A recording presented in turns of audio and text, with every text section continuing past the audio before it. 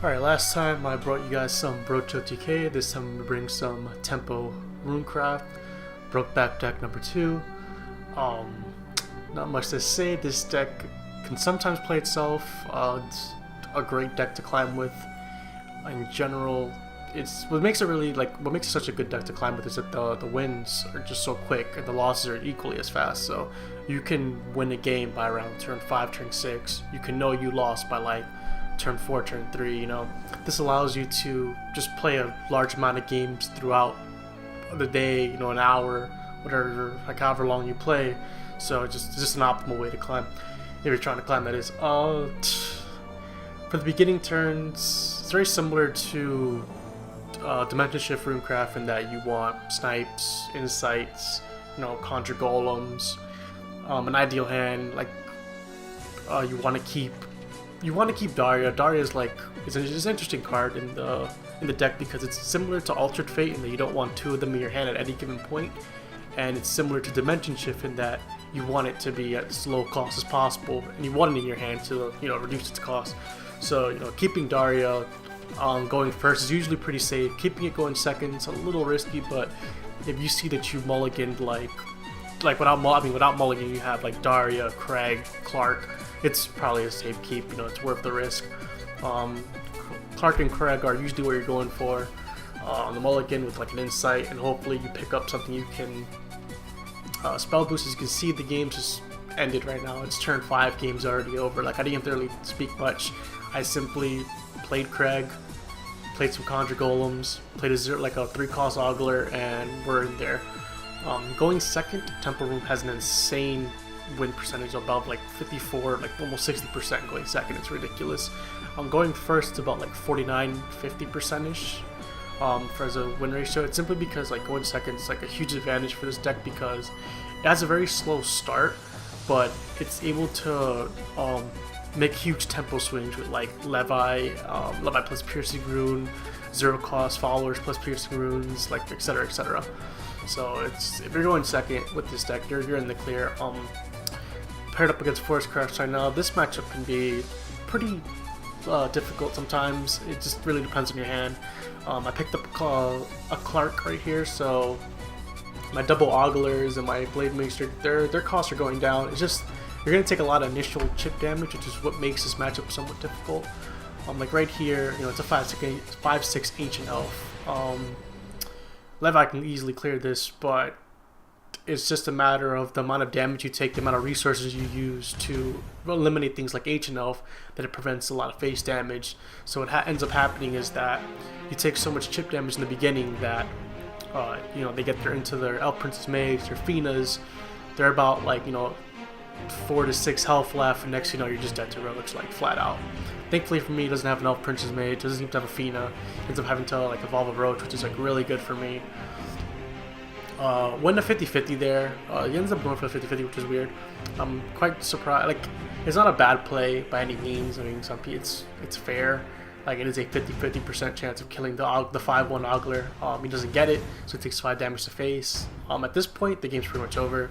He takes a very slow turn on Defensive Death, and at this point I know I pretty much win. I have like Daria, I have a Blade Mage coming in. I have what, 6 damage here, so I only need like another 5 damage and it's over. Pick up Insight into Craig, which allows me to play Craig and play a Blade Mage. So I'm just gonna do the 4 damage. Not gonna Evo here because I'm gonna play Daria coming like soon, preferably next turn. So I'm hoping that Daria picks me up like a Piercing Rune, maybe pick up a Levi. You never know. So I'm gonna play Daria here. Let's see what I pick up. He has 7 health left. I have 4 with Evo. I pick up the Levi, and that's pretty much GG. Like, I have the Piercing Rune, I have the Dance of Death, I have the Crimson Sorcery. Like, it's guaranteed like victory. Next turn, the second he plays a minion, he doesn't have any 0-cost followers in hand. Didn't play a Fina.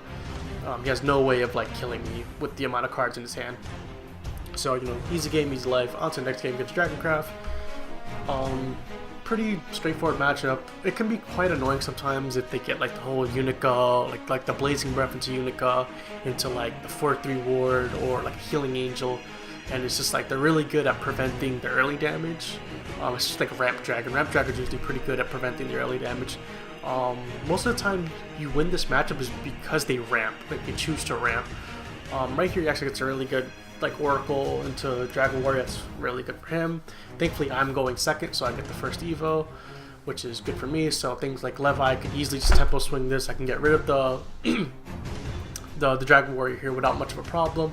He makes somewhat of a mistake here. I mean, playing Goblin Mel on just versus Runecraft is just not good. Like, obviously, like it's almost impossible to play around like Levi plus Piercing Sorcery. I mean, Piercing Rune.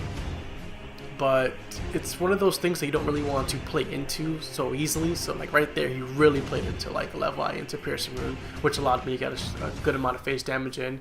Goes into a slow turn Dragon Warrior for to regain some tempo control. It's kind of like needed at this point. I have another Levi, I have a Demonic Strike, and I have Disaster Witch plus Blade Dancer. What I'm trying to do right now is clear the board so that I'm not taking any damage. I'm putting myself in like Forte lethal range, like something like double Forte. Like I'm not trying to die to double Forte here, and I'm trying to get as much face damage in as possible now so that I can kill him with like Demonic Strike and Crimson Sorcery later. He concedes, he evolves a Forte to hit my face, can't really do much. He would have to run the Forte into my 2/2s, which just sucks, so decides to concede and on to the next game. Alright, for the final game, we get paired up with some Aggro Blood. I expect it's Aggro Blood. It's a really good deck, another good deck to climb with. It just really sucks that Bloodcraft has always gotten farmed by Forestcraft to the point where it just can never be good because of Forestcraft existing. Cards like Duke have helped like mitigate the matchup, but it's just not enough. Like their ability to deal with Ancient Elf is too terrible. If they play Control, they instantly lose to like every form of Forest deck, from PTP to Roach TK. If they play aggro, they generally lose to like Elfchild Maze and Ancient Elves. But onto this matchup, I prefer this matchup over fucking Aggro Blood versus Runecraft. That matchup's terrible. Going to play the Clark on curve and take the extra 1 damage, and like obviously use the next turn to eliminate Duke. I only take 1 damage from that. He picks up the Blood Wolf here. He makes a big mistake in that he tries to race me with damage, which is just something you should never try to do against like Temp Rune. Like leaving up Oglers and Clarks into my Evo turn. Like right here, I pick up the Piercing Rune, so I'm gonna get it easy, just Levi into Piercing Rune. That's probably gonna be a concede. There's just not, like, you just can't do that when the bats evolve to 3/3s. The Blood Wolves are 4/3s, so they're really easily defeated by just Levi into Piercing Rune, or just Levi in general. Just gonna see because he has no way of like doing face damage as well as clearing my board. So GG. Those are all the games. Temp Rune is a fun deck. You guys should give it a try.